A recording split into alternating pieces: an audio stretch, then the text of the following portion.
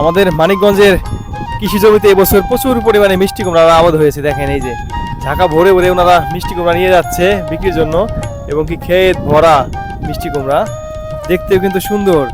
কিন্তু এবছর দাম অনেকটাই কম। এবছর কি দামে বিক্রি করতেছেন ভাই?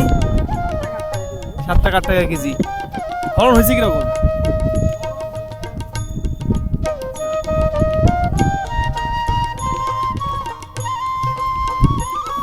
ঝাঁকা ভরে ভরে মিষ্টি কুমড়া ওনারা নিয়ে যাচ্ছেন।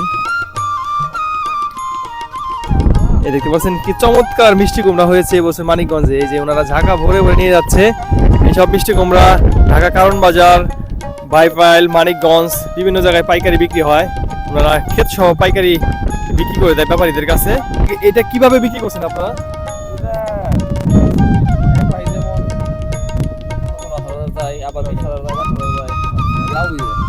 ফলন হয়েছে কিরকম লাভ?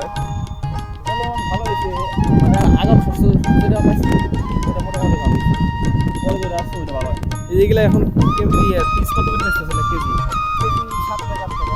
7 টাকা 8 টাকা কেজি কিন্তু এই মিষ্টি কুমড়া বিক্রি করতেছেন। আপনারা দেখতে পাচ্ছেন প্রচুর পরিমাণে মিষ্টি কুমড়ার এই বছর ফলন হয়েছে মানিকগঞ্জের ঘিওর 22টি এলাকায়। ঢাকার কারণ বাজার, খুলনা, তারপরে বাইপাইল, মানিকগঞ্জেও কিন্তু পাইকারি বিক্রি করে থাকে।